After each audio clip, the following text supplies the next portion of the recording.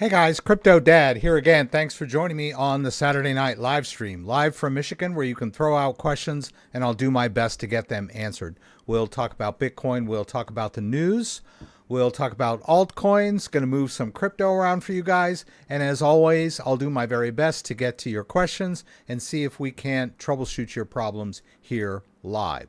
So I'm going to do a little bit of a different format tonight. I'm going to focus on these new tax rules and the special form that you're supposed to fill out before the end of the year.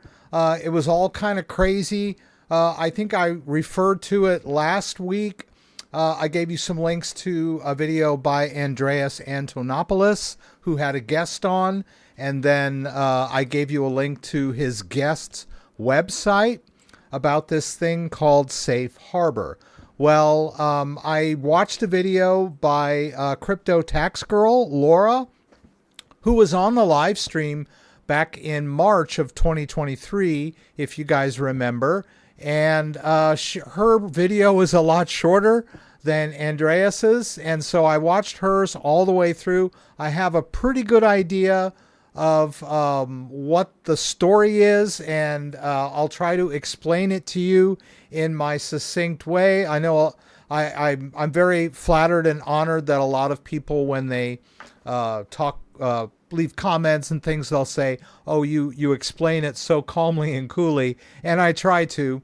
So yeah, I think I've got my head wrapped around it. So I'm gonna go through this new tax change. We'll do that. We'll focus on that. There's a couple other things I want to do. I want to discuss holiday scams if we get around to that.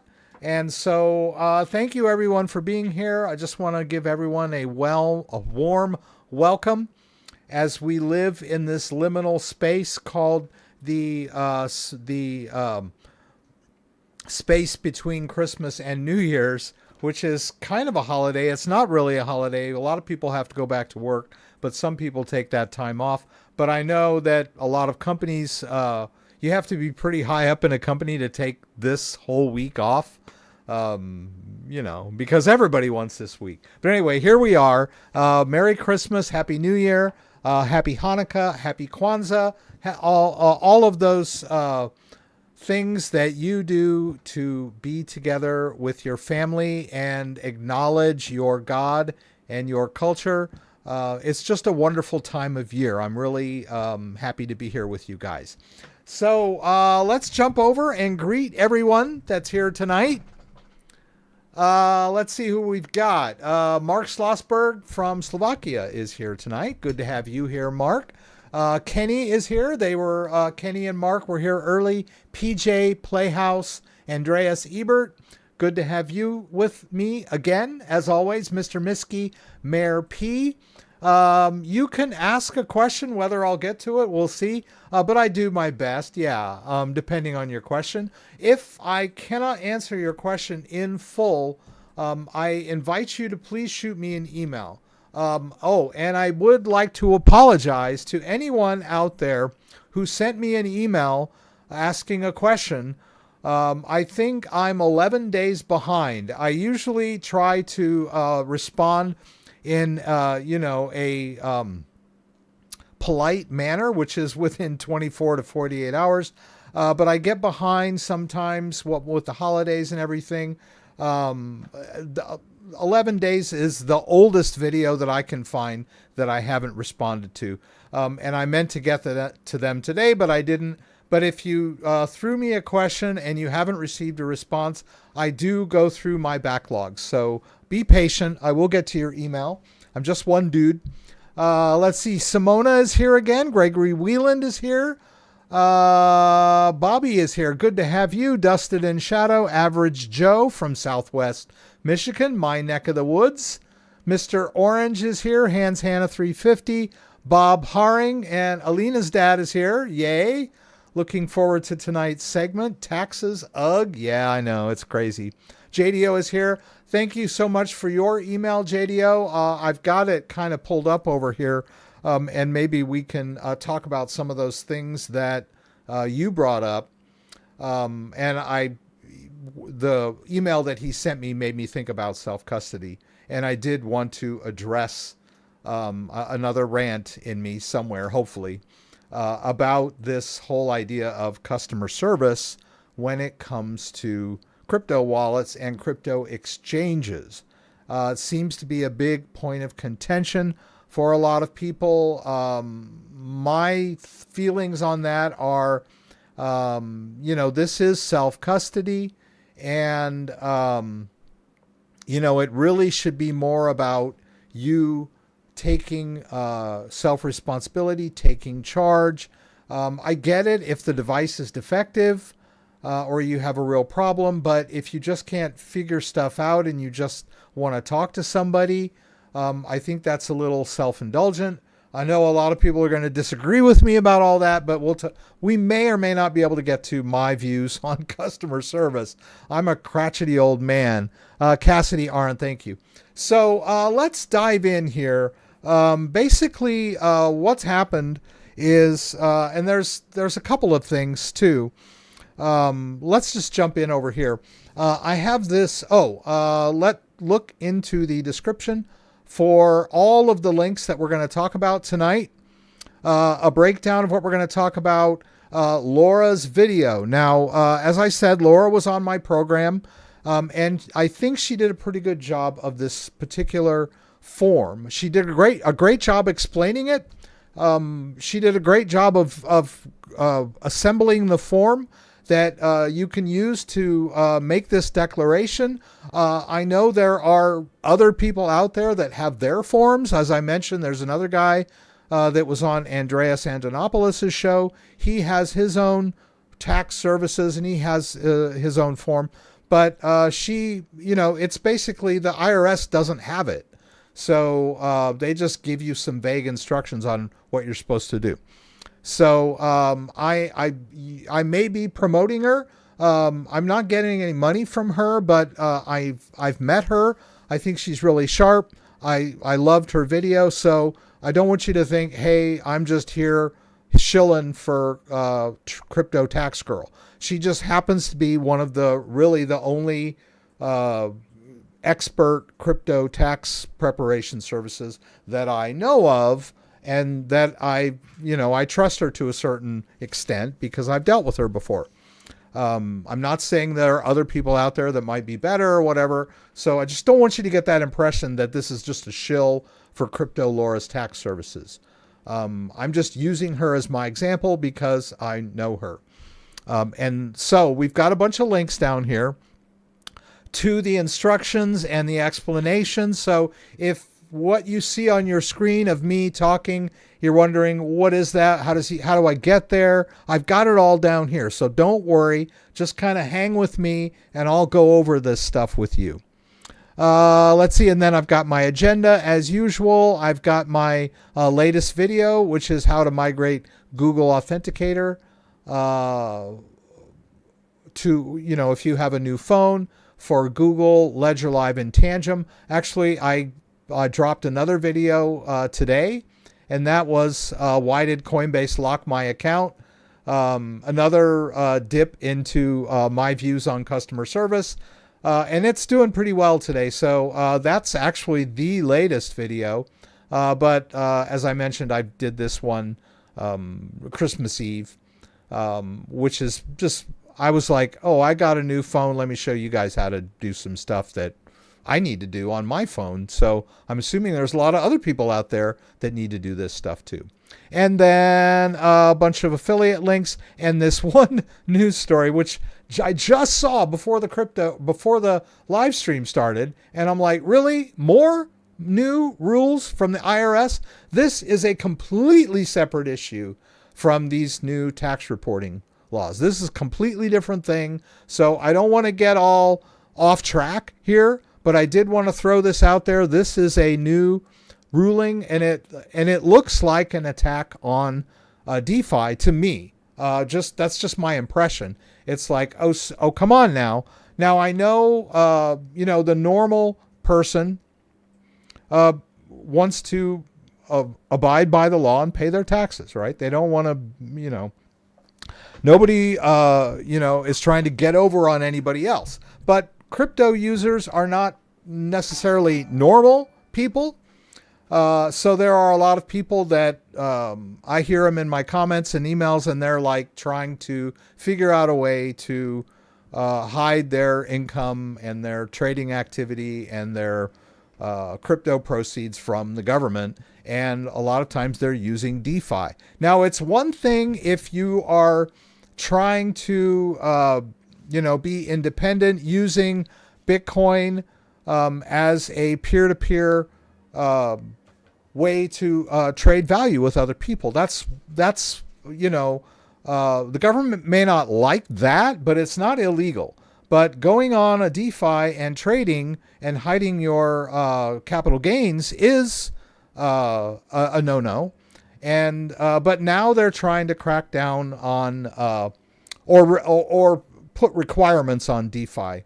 And I don't know exactly who these apply to. According to this article, which I've got linked down below, it would affect, I think they mentioned it in here, between 650 and 875 estimated DeFi brokers. So they're going to be obligated to report proceeds to the end users and generate reports on the activity of their users to the government. And so basically this means that when you sign up for a DeFi protocol, they're going to need your KYC. This is as far as I can see. But this thing just dropped today. We'll talk about it a little more. Just something for you all to worry about. But let's get to this new tax regulation. And like I said, I've got all these linked down below. Thank you, Carla, for that generous donation. I really appreciate that. That's very nice of you. And very nice little comment that you've put down there. So let me find the video is, where is that video? Okay, this is the middle of the video, and I love this little part here because it sort of breaks down exactly everything you need to know about these new tax rules. So I'll kind of leave it on here. You can kind of look at it. I've got a link to this video. First big link I got down in the description. So please check it out. It's a little bit dry. She's very nice, but she's an accountant and she's trying to explain accounting rules. I woke up this morning at 9 or whatever, and I was like, I got to get my head around this, and I came down here. I really wasn't in the mood for a 36-minute video about accounting and tax laws, but I sat through it, and I think I got my head wrapped around it. So the first thing I'll say is, the way that these rules are going to change, even the old way that you did things, as opposed to the new way, you're basically going to come out even in the long run. I just want to put that out there. She mentions this also. It's just the way the earnings or capital gains are deferred, right? So you might want to try to take capital gains in 1 year and defer them to the next year to avoid having to pay taxes, but you're eventually going to have to pay taxes on your capital gains, eventually. So it doesn't really change the fact that you're having to pay your taxes, right? So, just to put that out there, it's not that you're going to pay more taxes or it might be a little more complicated. But in the long run, you're going to end up paying on your capital gains anyway. So it's not that huge of a deal. Another thing that I'll put out there, just to try to ease your mind in this, is that if all you have is a Coinbase account, this really doesn't change anything, right? If you're buying and selling everything on Coinbase and you don't even have a crypto wallet and you're only using Coinbase, then really nothing changes for you except the FIFO requirements, right?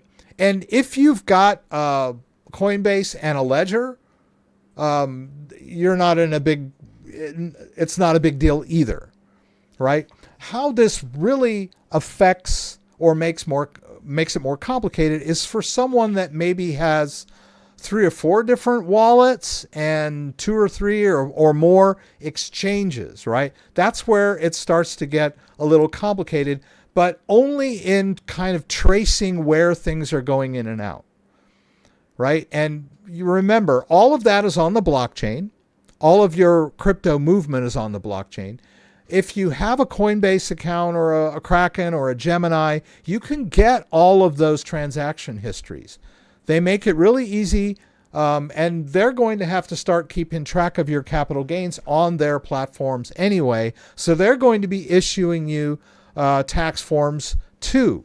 I'm talking about this 1099 DA. This stands for digital asset. And so your Coinbase will be issuing you a DA, and Kraken will issue you a DA. So it's not like you don't have all the information that you need, right? So like I said, if all you've got is Coinbase, it's nothing really changes that much for you. It's not going to get any more complicated. And if all you have is 1 or 2 wallets and 1 or 2 exchanges, it's not a big deal. It's like if you're doing all kinds of crazy trading on DeFi and you got 5 or 6, if it's complicated, if your crypto is complicated, your taxes are going to be complicated. That's kind of a given, right? And then the last preface that I'll say, number 3, is that this little deadline that we have to submit this thing before the end of the year, that's also pretty easy. It's not a big deal. You don't have to go hire an accountant to do this, right? It's just a simple form. It's a declaration. You don't have to give it to the IRS. All you have to do is choose a method, sign and date it, and then keep it for your records, right? So just a preface, it's not as bad as it seems. I know that all these people, everybody's in a panic. What is this all about? I was kind of in a panic too. I'm like, what do you mean there's something I have to do before the end of the year? I'm just hearing this right now, and it's like 2 weeks before the end of the year. What the heck's up with that? But it's not a big deal, and we'll go through it pretty easy. All right, so this is the big change, and these are basically just accounting rules. You used to be able to take all of your exchanges, all of your wallets, and sort of treat it as one giant ledger. Like when you think of a ledger in accounting, not ledger the wallet or the hardware wallet. And so when you submitted all of this information, your tax accountant could go through and, add a cost basis, and try to defer if you need, or pay as much to get it over with. Whatever, it was pretty flexible. But it was all just treated as one giant thing. And so if you sold some Bitcoin and you wanted to use a higher cost basis, you could do that by using accounting methods. Now, it's no longer, you can't treat it as universal anymore. Now it's wallet by wallet. And when they say wallet, they also mean your exchange, right? So if you take, if you buy Bitcoin on Coinbase and then you decide to sell Bitcoin on Coinbase, you can't go over to the Bitcoin that you bought on Kraken and use that as your cost basis, right? Or go over to that crypto that you have held in your ledger that you just bought last week, and use that as your cost basis. Now this could be, it might make it to where you're going to have to pay more taxes sooner than later. But like I said, you're going to have to pay taxes eventually, right? So if you bought crypto back in 2017 at 5,000 per Bitcoin, and then you sell some Bitcoin that, for 100,000, you have to claim those gains on your tax forms. It's just common sense. It's just, that's what the law is. So, but now the accounting goes by wallet, right? So you have to treat each wallet as separately. And it kind of makes it easier for the government, but a little more complicated for you. But if you only have Coinbase, that's your wallet. It's no big deal. The safe harbor plan. Okay, so here is that form I'm talking about. And here is the crux of the biscuit on this. So basically what the IRS is saying is that, okay, we wanted you to use wallet by wallet accounting, and we wanted you to use LIFO, or I'm sorry, FIFO, first in, first out. Whoops, sorry. I was trying to select that text. That didn't work out. We wanted you to do wallet by wallet accounting, and we wanted you to use FIFO, and we thought we made it clear, but it really wasn't. So we're willing to forgive you for that, right?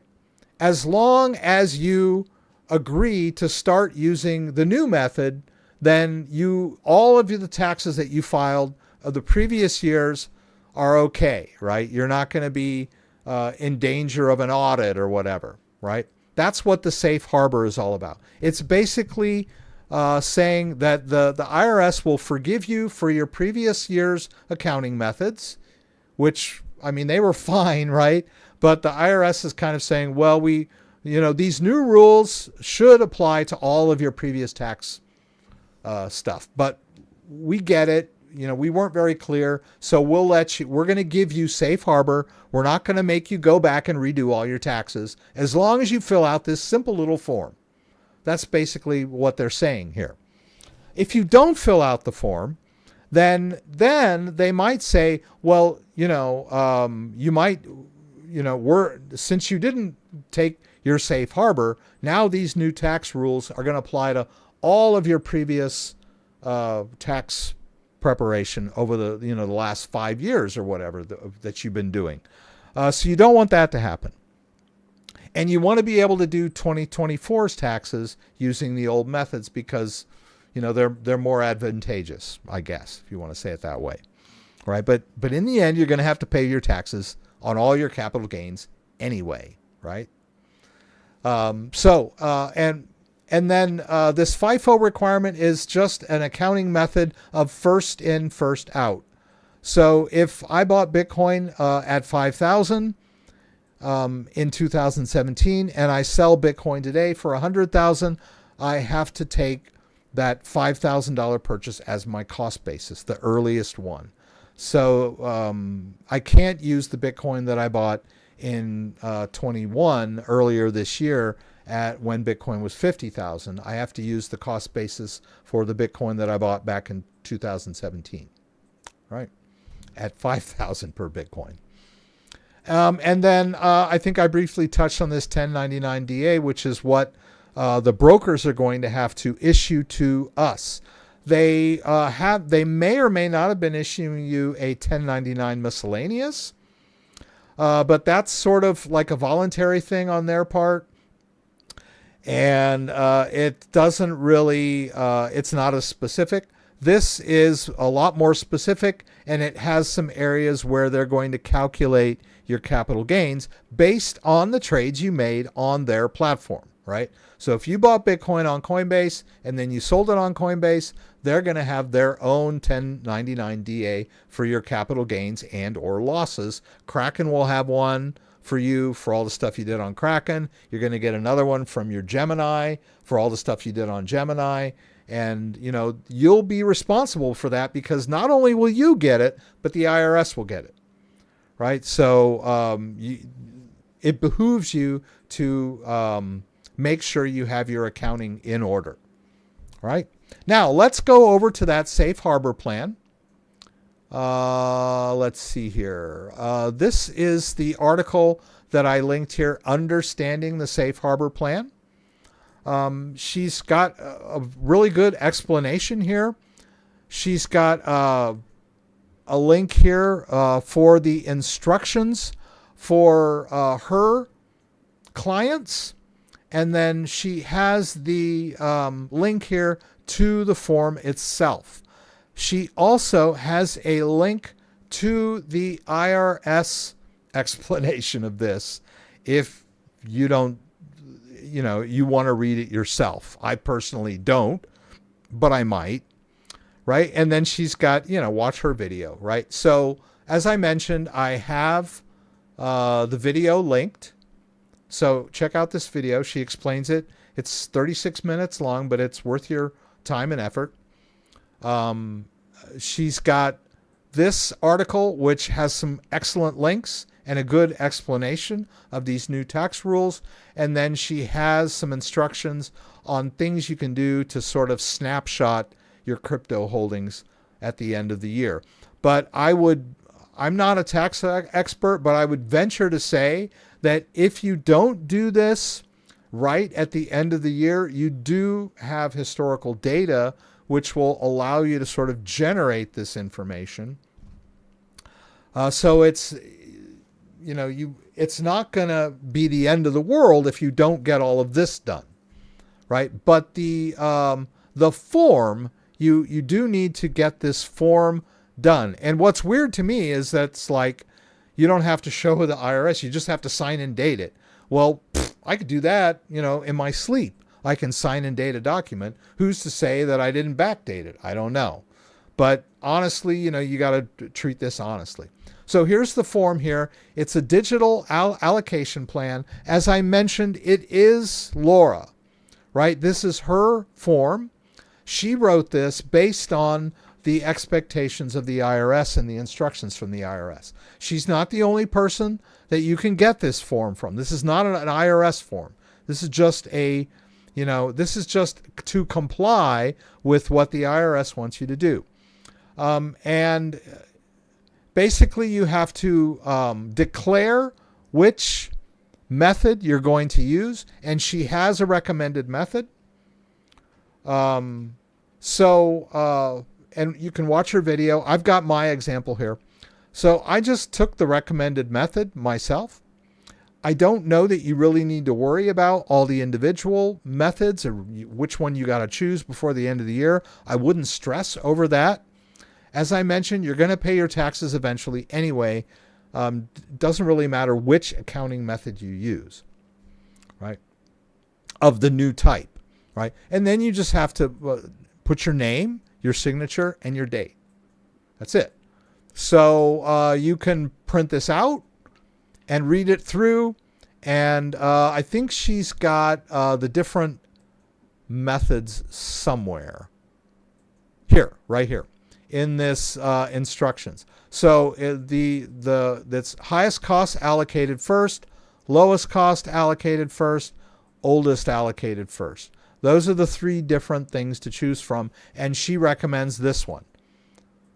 So, if you're, got all kinds of crazy financing, then you might want to, which one should I choose? Maybe talk to your existing tax accountant or your existing crypto tax accountant or whatever. But for most people, including me, I'm just going to take a recommendation, right? So if we look at this form here, this is my form. I basically just put in here highest cost allocated first. I put my name. I put my signature. I have my signature in Adobe Acrobat. And then I dated it. And boom, that's it. And I saved it on my computer in my folders where I keep my financial stuff. Right? You could also print this out. If signing a PDF is like, oh, how do I do that? Then just print it out and sign it manually and put it in a folder where you're not going to lose it. And that's it. That's all you have to do. That's it, right?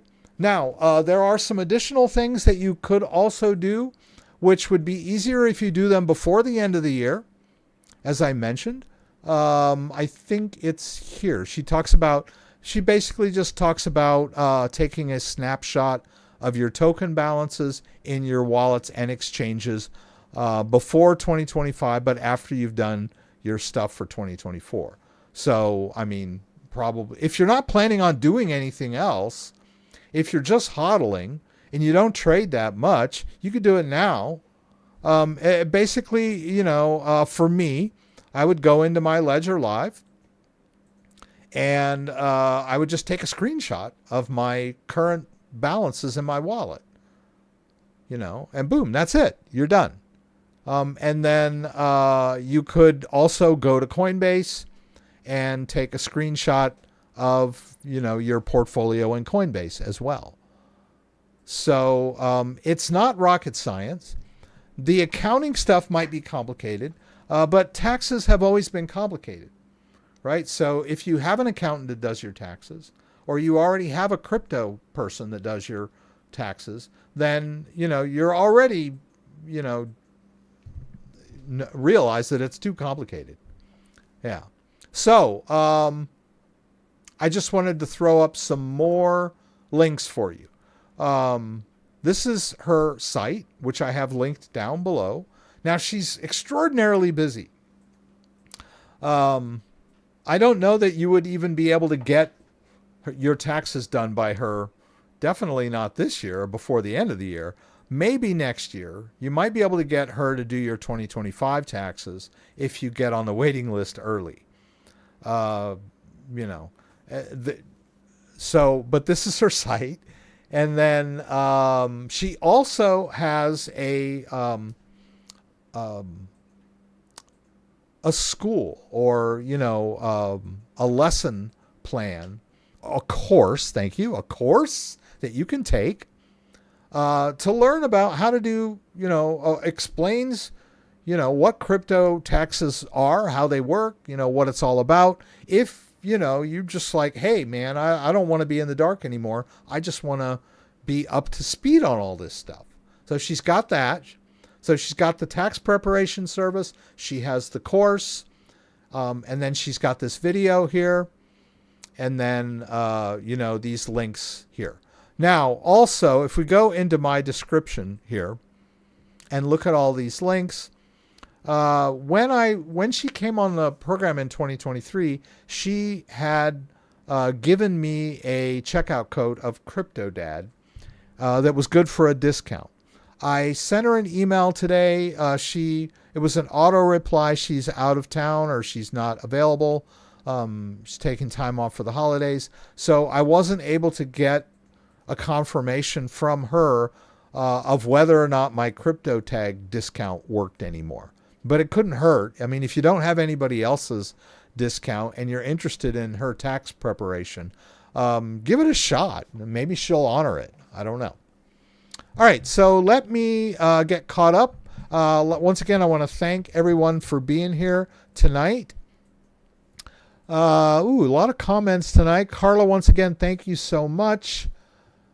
I hate when I miss questions, right? And if I miss your question, please shoot me an email. I will get to your email. Let's see. Stake Solana was emptied on ledger accounts on Christmas Day, although it was recovered later in the day. Another stressful day in crypto.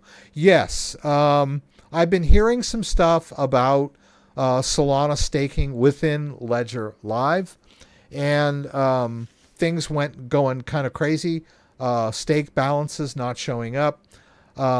Just because you don't see it in Ledger Live does not mean that it's not there, right? There's a lot of stuff you don't see in Ledger Live that is actually in your wallet. There's a lot of tokens that Ledger Live does not support that you can view in MetaMask, that are being managed by your device, right? So if you're staking within Ledger Live, that means you're using your device as your private key. There are third-party wallets that you can use to view your staking balances. There's an official Solana staking website, but just make sure you're on the official sites. I don't know the Solana. Whoops. The Solana staking site itself is a bit complicated, but there is, if you go through all this, there is I believe there's a way to connect your hardware wallet to view your staking balances. And then also Solflare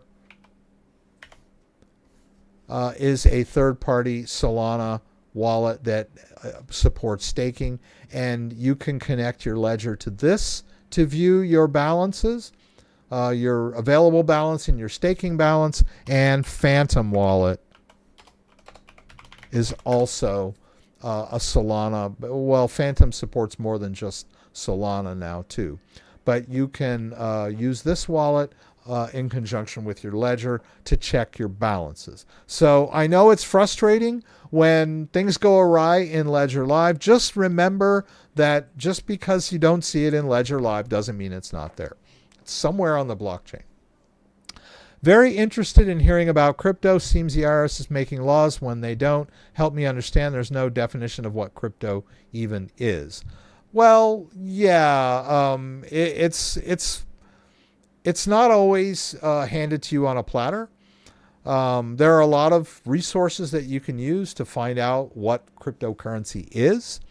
It is a digital asset, a decentralized digital asset in most cases. Some of them are more centralized than others. They live on a thing called the blockchain, which is a digital ledger that has multiple copies all over the world.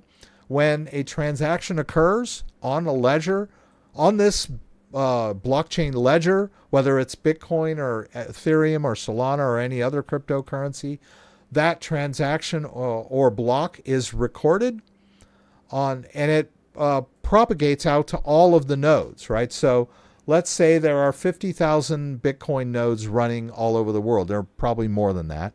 If something happens, a new block is created, that block is copied and propagated to all of the other nodes so that all of the nodes are in sync. And this is a decentralized way of storing transactions and value. So, you know, it's not something that you can just say in one sentence, right?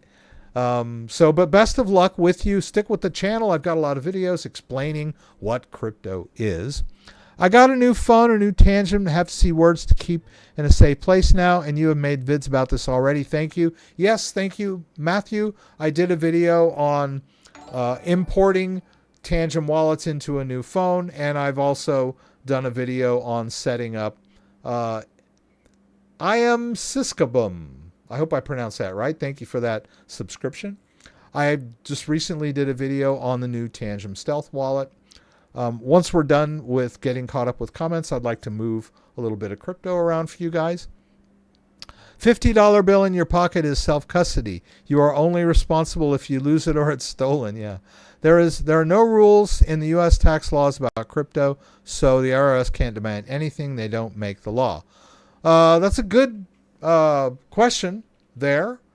I think the laws are getting a little more specific though now. So I think they are defining what crypto is, what a wallet is, what an exchange is, and you can tell the IRS that they don't have the right to tax you, but good luck in court on that one. I'm gonna get a YubiKey. That's good for a hardware two-factor. It's good. Yeah, yeah, that's right. Maybe waiting until the new admin is in place because rules could change. That is true. That is possible. Also, there is a new administration coming into. Let's see. Bobbity boo. Andreas, in Europe, they do the same on 12/30/24. You cannot send crypto to exchanges from wallets and vice versa without identification of the owner of the wallet. Yeah, that's not as strict in the U.S. yet. Cooperate. You are awesome. Thank you. Thank you. Why are we talking about cryptos as securities that have capital gains? Because they do. You buy a crypto at a cost basis, and you sell it for cash later, and that's a capital gain. Now, if you're just holding your crypto, you don't have to pay taxes on it. But if you swap one crypto for another, then you, according to the IRS, according to U.S. law, you have to treat that on a cash basis. You have to, say, okay, what was the cash price of Bitcoin at the very time I bought it, and what was the price of Bitcoin when I swapped it for Ethereum, and how much was the Ethereum worth? That's your capital gain or loss right there, right? It would be nice if crypto was crypto and it didn't fall under the purview of any of the U.S. regulations, but that's kind of a thing of the past. Birds, bees, and trees. Thank you. Birds, bees, and trees. Given a choice of dollars or UST to be compensated for work, which would you choose? Well, dollars include. I select USDC. I clicked send by accident and they sent to default. Fortunately, they let the transaction go through after I emailed them, so I still have to select which form of USDC to choose, waiting for an email back. Yeah, there are a lot of different networks that use US dollar coin now. Ethereum network, Polygon network, Optimism network, and you have to be careful which network you're using when you're transferring crypto back and forth. I hate to be a broken record here, birds, bees, and trees, but a small test transaction will tell you right away if you've made a mistake, rather than sending the bulk of your transfer in one fell swoop. Always do a small test first, and then if something goes wrong, you've only lost $10 or whatever. Let's see. I used a Sol Explorer and saw my delegation staked. Was as it should, but initially thought it was robbed, my staking. Yes. Good. I'm glad you saw that, Teastu. Mr. Miskey. The cat's doing good. Thank you for asking, birds, bees, and trees. The cat's getting fat. I was talking to my parents today about the cat. I used to feed him. I feed him twice a day, wet food, and then I just keep his dry bowl full of dry food. Whenever it empties, I fill it up. But sometimes he would be hungry at 3 in the afternoon, and I could see that he had already eaten all his wet food. So I would say, okay, I'm going to give you dinner early, and I give him dinner at 3. Well, come 8 o'clock, he'd act like he hadn't been fed all day and he wanted his dinner. So it was just his way of sneaking in that extra meal, and then still demanding dinner at 8. So yeah, but the cat's doing good, very healthy. He goes outside. We got a Ring cam for our door, an Amazon doorbell Ring cam, and it alerts us when people come to the door. And it sees the cat. Not all the time. It sees the cat most of the time. So now if I'm downstairs, I get an alert on my Alexa device that someone was detected at your front door. And I'm like, oh, that must be the cat. Okay, so let's move some crypto around for you guys. I hope you enjoyed that little tax presentation. So let's start with Tangem. Okay. I wanted to talk about scams real quick. So there's a lot of holiday scams out there, and a lot of them have to do with deliveries. And some of them are easy to see right away, others not so much. And I've been I don't believe anything, right? I get all kinds of alerts. I ignore most everything, because I figure everything is a scam. And I figure that if it turns out it was real and it affects me in some way, and I end up in front of a judge, I can always say, Judge, I thought it was a scam. Now, how well that's going to protect me, I don't know. But I would rather be that than get scammed, right? But here's the thing about this particular delivery scam around the holidays. Yes. Okay. So I get email alerts from USPS. And, they give me pictures of mail because they scan every piece of mail that goes through. So I can subscribe to this from USPS. So USPS told me I have a package arriving soon. I'm not sure exactly what package it is because I got all kinds of stuff up in the air. I got, stuff I ordered that I forgot about. I got stuff that my wife ordered that I don't know about, but it is coming into my mailbox. So it could be for me or for her. I'm not sure. I have people sending me gifts during the Christmas season. I've got some companies shipping me wallets or whatever for demos that they told me a couple months ago, and now they're finally doing it. So needless to say, I got a lot of stuff in the air as far as deliveries go. But I get this message on, I think I read this morning, even though this is from yesterday. I got a package coming. And then later, a few hours later in the day, I get this saying, our staff was unable to deliver your package on time because the address information provided was incomplete. So immediately in my mind, it snapped, boom, hey, that's that USPS thing that I saw earlier, right? That was my first reaction. And then, 5 seconds later, it dawned on me, hey, this is just another one of those email or USPS text scams, right? But I was taken in by this text because it's Christmas season. There's all kinds of deliveries coming in, and I had just seen a legitimate email from USPS telling me that I had a package coming. And then I saw this text. So you can understand how easy it is to scam people during the holidays when it comes to stuff like this.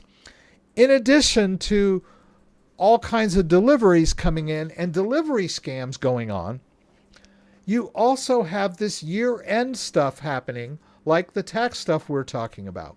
And so this tax thing that I just outlined for you is it's kind of a pain and a hassle.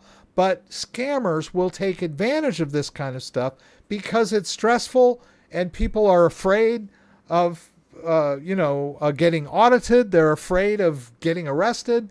They're afraid of, the IRS breaking down their door. All these like paranoid fantasies that people have that are unfounded when you think about it, really, if you just do your taxes and, but scammers are going to be sending you all kinds of phishing emails about these new tax rules, especially because there's this deadline before the end of the year, which is coming up in a few days. As I mentioned, it's just this little form. You can do this yourself if you want to. You can word it however you want to word it. If you want to go read the IRS rules yourself and then come up with your own form, great. But here's a form right here from Crypto Laura that you can sign and date now and be done with it and in full compliance, so that you won't have to worry about your previous year tax audits, right? But scammers and hackers and ne'er-doers and malicious actors are going to be sending you texts, emails, phone calls, all this stuff telling you that if you don't do this, you're going to get audited, or what. They're going to give you all of the scenarios that you worry about when you're laying in bed at night to suck you in. Because if I got sucked into this package scam, I reply to them or I follow this link on my phone, and the next thing you know, I'm giving them all this personal information, right? I've just been scammed, right? Or they've asked me for my banking information or whatever, right? All of these scams, holiday scams, package scams, tax scams, crypto scams, they play on your fear and they hit you when you're most stressed out on the holidays, right?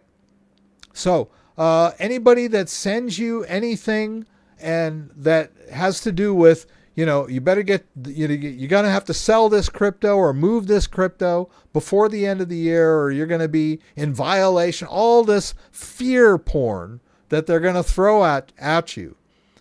Don't get sucked in. If this is first of all, the USPS doesn't usually give you, they're claiming to be from USPS, but you can look at this and see that it's really not from USPS. But text messages are a little deceiving because I don't know what the USPS phone number is. But as far as informeddeliveryusps.com, I know that's the correct domain. But look at the domain that you're getting. That's your first line of defense. If they say they're from the IRS, if they say they're from the USPS, look at the domain name. If it's not from USPS.com, then it's most likely not from the USPS. And what's the big deal? If it really is a real package, they'll send you another one, or your postman will come and tell you, or you'll get a letter in your mailbox or a little note in your mailbox.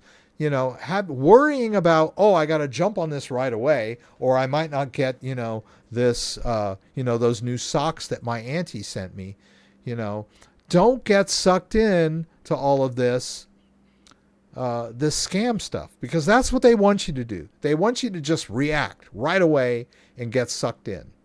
So real stuff can wait. Hey, that should be one of my mottos. Real stuff can wait, right? Not indefinitely, but usually real stuff can wait. Scammers want you to think that, it's got to be done right now, and that's how they suck you in. So phishing emails, texts, phone calls, always be on the alert, right? Especially when they're giving you a link to go download something, right? I did also, Joseph had sent me an email about someone on YouTube that was talking about a hack, right? And he wanted me to kind of look at that.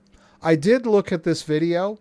It's an hour long. I really didn't have time to watch the entire video, but from what I could watch, he still really doesn't know what exactly happened.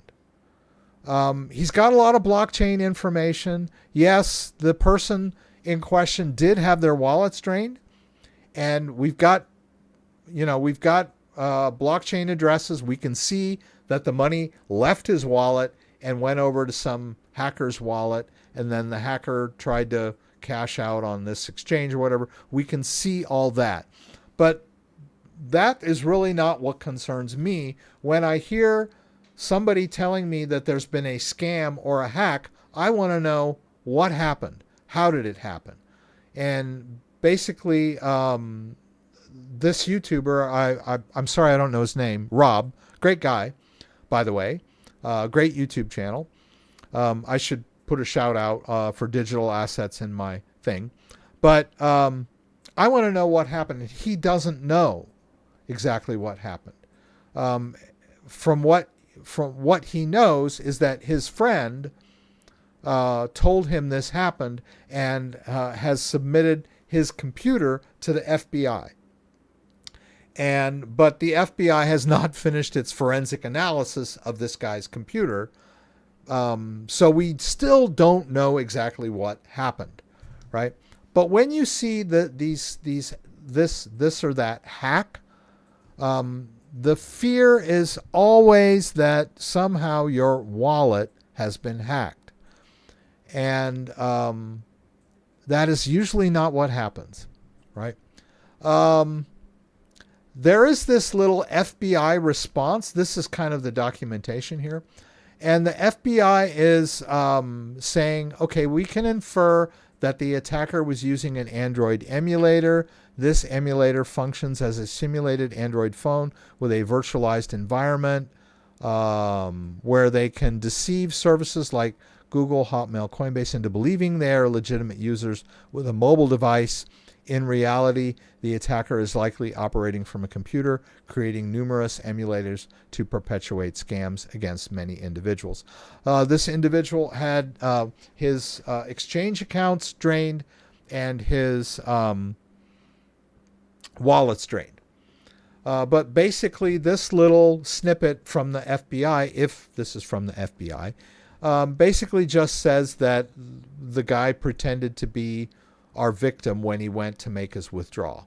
That doesn't really tell us much about how the attacker gained the credentials of this person. Now, if this was just...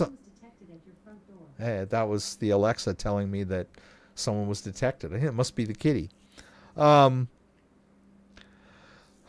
I lost my train of thought there. If this person was approached by this scammer through email or text or whatever, and this attacker gained access to the victim's computer through some sort of remote access Trojan. This would usually indicate that the user was tricked into clicking a link, right? So, but we don't really know any of that. As far as I can see, I didn't watch the entire video. From what from what I can gather, we don't know how this attacker gained access to the wallet or the exchanges. But it seems like the attacker tricked the user into clicking a link and then gained access to his computer. But let me put this out there. A lot of people, and even Rob, bless his heart, said he did not believe that the end user's ledger device itself was hacked. He thinks that the hacking occurred on the computer in some way or form, and that's a much more likely scenario.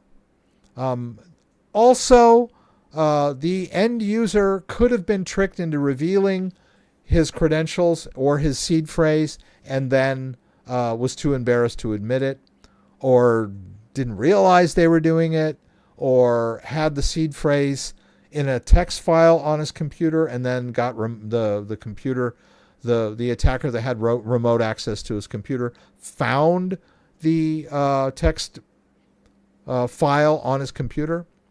But most likely the end user, or victim in this case, clicked a link that installed the remote access Trojan on his computer. And that's why he's submitting his computer to the FBI. And the fact that he probably had revealed his seed phrase in some way or form, or at the very least had his seed phrase saved in digital format on his computer, led to the wallet being drained. Guys, I've said this a million times. Your seed phrase gives full access to the wallet. Now, I had gotten an email from someone, bless her heart.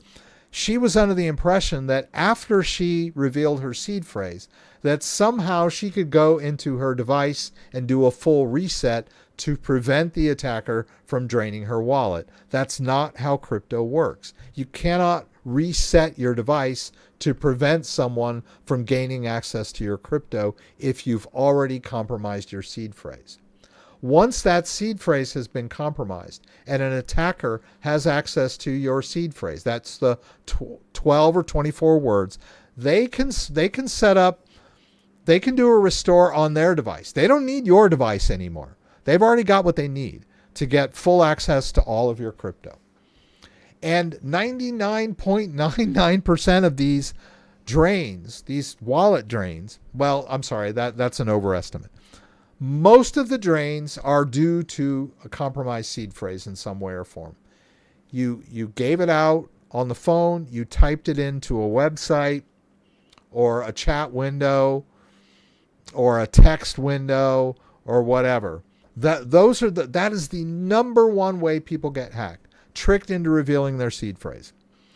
On a lesser extent, people being careless with their seed phrase, leaving it laying around, sharing it with someone they think they can trust. All those kinds are kind of secondary, but those happen too, right? If you have roommates or if a partner or whatever, and you're careless, you've got it written down but not hidden well, that kind of stuff can happen also. But in general, it has to do with a scammer tricking you into revealing it in some way or form, and they're good at it, right? But also, when you go on Reddit, there's all kinds of people on Reddit talking about how, my wallet got drained, but I never revealed my seed phrase. I only put it in the wallet. I never touched the wallet, since 2017, and all of a sudden I got drained. That is a trope, right? They always say that. They're always claiming, no, I never revealed my seed phrase. No, I never moved my wallet. No, I never went on, a DeFi or, a malicious smart contract. Because they know that as soon as they post this, hey, my wallet got drained, everybody's going to jump on them and go, you revealed your seed phrase, So they always preface these trolling comments, and most of them are that, hey, my wallet got drained. Right? But I didn't do this and I didn't do that. They always say that, right? So you need to harden yourself against this. Right? You're going to see this all the time where there's going to be a post on Reddit or there's going to be a YouTube video about a hack or a wallet drain, and they're always going to claim, oh, I didn't reveal anything to anybody, but my wallet still got drained. They always say that, right? But it's this is what I want to put out there. They always say, I'm sorry, let me put it this way. I watched this movie back in the day. It was kind of one of those teenage rom-com movies, and they were at school, and they had like this really loser professor, whatever. And he was giving them a, here, I'll just go over here. So he was giving them an SAT course, right? SAT prep class, right? So, there's this group of students, they're all in there in their chairs, they're waiting for this. And, he's got the whiteboard and all this stuff, and he's about to do an SAT prep class. He goes up to the front and, he pulls out his pointer and he goes, it's almost never E, right? Because the SAT is a multiple choice, A, B, C, D, or E, and it's almost never E. And that was it. That was his course. It's almost never E. So in the same vein, I'm going to tell you that when you hear about a wallet hack or a wallet drain, it's almost always seed phrase mismanagement.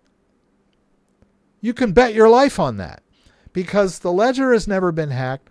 Trezors haven't, the newer Trezors haven't been hacked.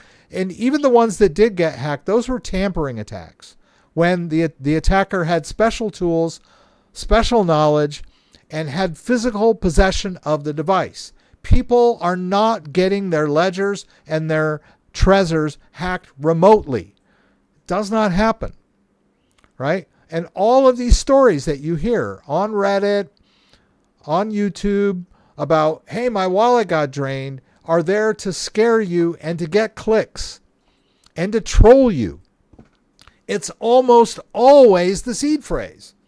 Now, there are other types of hacks that can occur with malicious smart contracts when you're doing DeFi, but that involves authorizing a transaction with the device. So the device is functioning as designed because the end user is authorizing the malicious transaction on the device. So even the malicious smart contract is not the device getting hacked.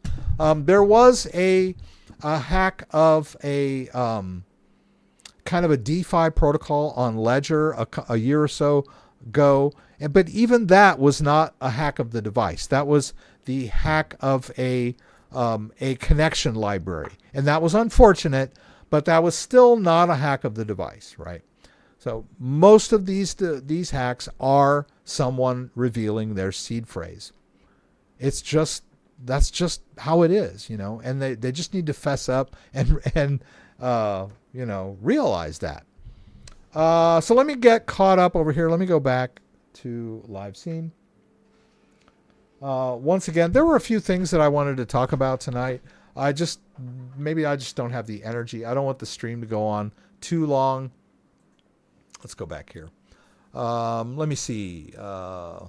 One nice thing about US dollar, US ledger. Oh, I was going to move some crypto. Let's go ahead and do that. I know we're a little over, but let's go ahead and do the move crypto stuff. So let's see. We got this. We got our Tangem. I wanted to show you. Sorry, I touched my mic. Let's do a cash out, first of all. So I've got this tether here, and the tether is in Tron format. I think that, who's been talking about transferring US Tether or USDC all night? Somebody's been talking about it. Yeah. But anyway, I'm gonna show you just a quick scenario. We're gonna go into Kraken, and I'm gonna go ahead and connect my ledger because I think it's really cool that I can use my ledger stacks as a passkey.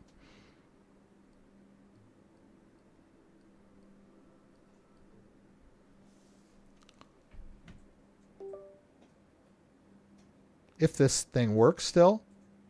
No, see, it always does that to me. All right, I'm just going to have to hold it up. Oops, sorry.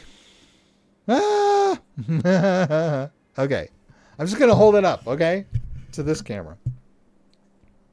All right, I got my ledger on. I'm going to go into the security key app. All right, there's the security key app. We're going to go, oh, tell me I got to do this too, please. Okay. Okay, it was just, okay. All right, so we're going to log in. All right. Now it wants me to, I'm going to go ahead and use that passkey. Why does it keep bumping me out of this thing? Oh, because I have Ledger Live. Okay, got to turn Ledger Live off. Ledger Live is interfering with this thing. Okay. Use passkey. Click security key. And then click next. Isn't that cool? So it's got, doggone it, Okay, there it is. All right, so I click login. So that's a great 2FA for my Kraken account. I wasn't moving crypto with it. I was just using it as a passkey for my account. You can use your Ledger stacks or your Ledger Flex as a passkey for a lot of different types of services. I use them for Coinbase too. So I want to make a deposit, and it's going to be US Tether, and I need to choose the network. Now, Kraken doesn't default. See, a lot of exchanges default to Ethereum, and that could be a problem if I'm transferring Tron-based Tether, you know, or Optimism-based Tether. So Kraken kind of forces me to choose the network, which is good, right? I'm going to choose Tron because I have some Tron-based Tether in my Tangent wallet. All right. There's the Tron-based address right there. So let me move this over a little. All right, so let's go into the Tether. Let's say I want to send, and then I'll click that icon in the very top right of my phone.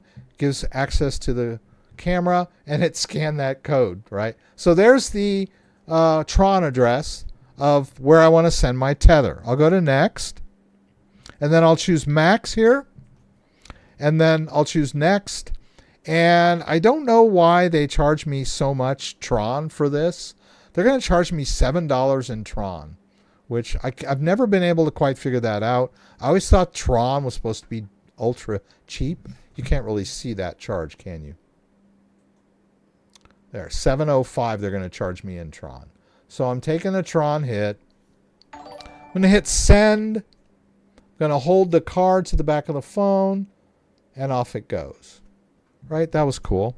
Now, I also wanted to do a little consolidation between wallets, which I'm going to close this. So I've got some Bitcoin in my Tangent ring, as you can see here. And then I've also got some Bitcoin in my Tangent Stealth wallet. Actually, if I want to rename this one, I think I would like to. Oh, I guess I can't. Well, I could. Which one is this? Wallet 3. I think I can rename Wallet 3. Yeah. Yeah.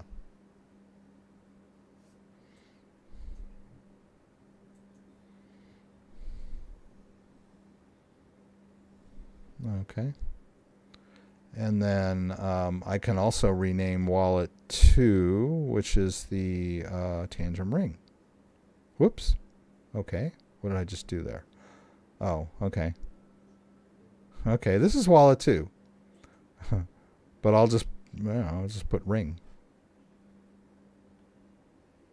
There we go. So now I got, doggone it. Okay, that's quirky. Boop. All right. I thought that was kind of weird. I'm getting bogged down here. Well, I've already sent the crypto, right? I was kind of hoping that I would. Okay, there we go. Isn't that right? Okay. Yeah, there we go. All right, so what I'd like to do is consolidate this Bitcoin. I'd like to move the Bitcoin all onto the ring, right? I kind of like the idea of the ring. It's pretty cool.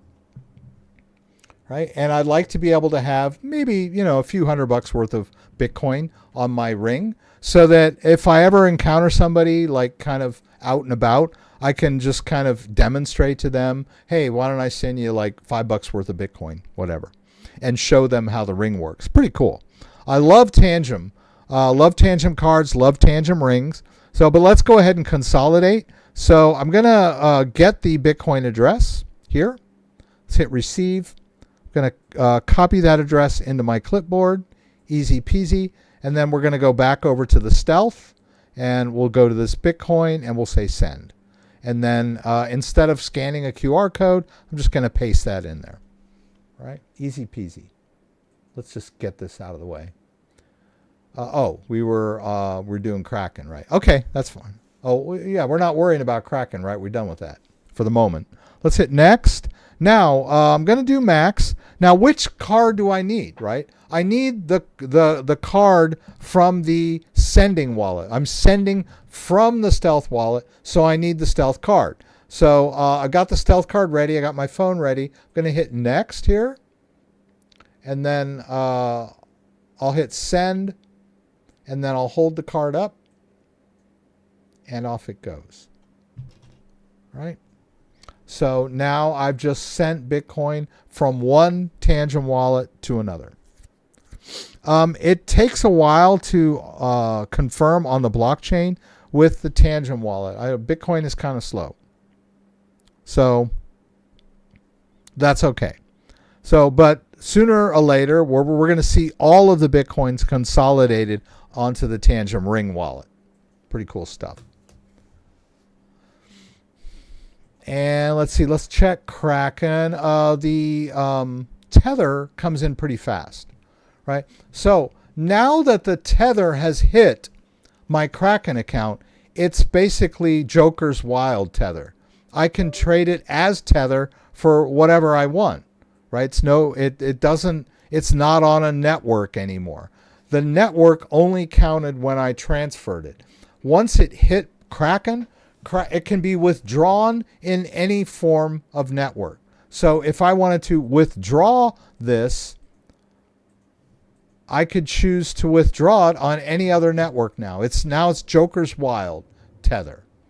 But I'm not going to do that. Instead, what I'm going to do is I'm going to go here. I'm going to convert to cash, right? So I'm going to hit convert. And instead of BTC, I'm going to choose USD. That's cash, right? So we took a $7 hit when we transferred it out of my Tangent wallet of Tron fees. And if I trade this for cash, I'm going to take another $2.76 hit. So almost $10 hit I took to cash out. I'm going to confirm that. Thank you for that subscription. And then I'm done. Now it's in US dollar, right? If we refresh here.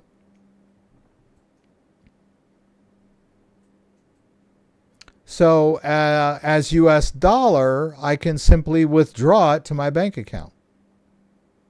So I'm going to choose withdraw, ACH, and I'm going to choose my bank account. I'll send it all, and that part's free. Right? They're not going to charge me a cent to do that. Unfortunately, they don't have, let's see here, withdraw USD. Yeah, crap. I just doxed myself. Yeah. Oh, well. That happens when I'm live. I don't know what I'm going to do about that. But hey, so maybe I should have put it on the other. Did it go through? Let me check something.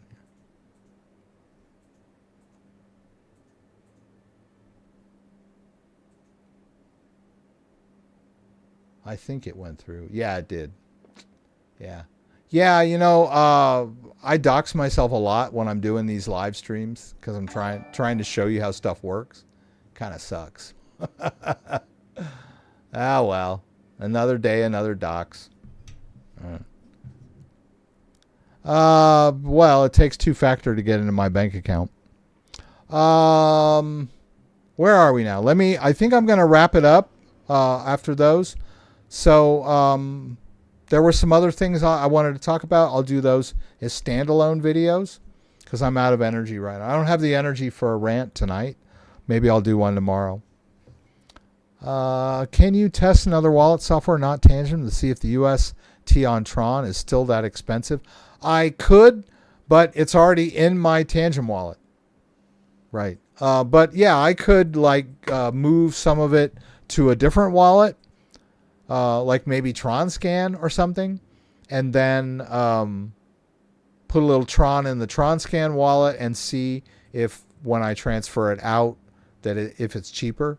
I would imagine it is. Like I said, it's kind of a conundrum why they charge me so much for those Tron withdrawals, but they do.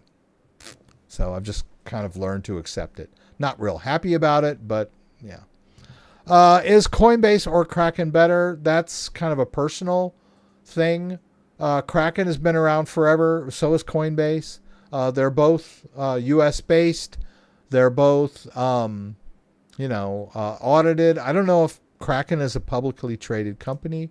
I think it's still, maybe it's still private. I'm not sure. I know that Coinbase is now a publicly traded company. I use them both. I don't judge. I think Coinbase is geared to be a little more user friendly, but Kraken has vastly improved over the years. It's a lot more easier to use than it used to be. Kraken used to be a little kind of tricky. But it's all really about your preferences.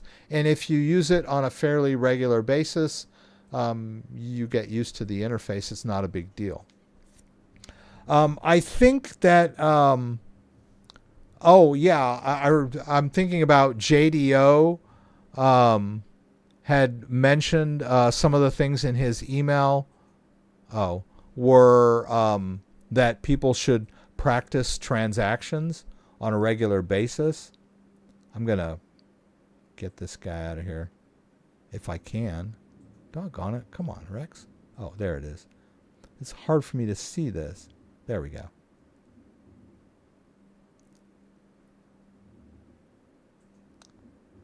Ledger Flex. Good stuff. So anyway, thank you guys for being here tonight. I hope everybody enjoyed the live stream. I know I did. Maybe I can cut the end out where I dox myself, but that's okay. Let's see. I'm going to go over to this guy. And once again, I want to thank everyone that was here tonight. Thank you, Kenny, for the news. As always, thank you for being here early. Thank you for the generous donations tonight. Dusted in Shadow, I appreciate that. And then we also had Carla Rossby, who donated to me earlier in the stream as well. Thank you, everyone that asked questions. Thank you, everyone that was just watching and enjoying themselves. I appreciate you guys spending your Saturday nights with me. I will be here again next Saturday, 6 p.m. Eastern Standard Time. Please join me again for the live stream from Michigan, where you can throw out questions, and I'll do my best to get them answered. Hope to see you again next week, 6 p.m. Eastern Standard Time. If you enjoyed this video, give it a thumbs up. If you want to subscribe to my channel, I would appreciate it. When you subscribe, there's a little bell that you can click that will allow you to be alerted whenever I post new content. Once again, thanks for joining me and hope to see you again soon. I'm going to sign off here.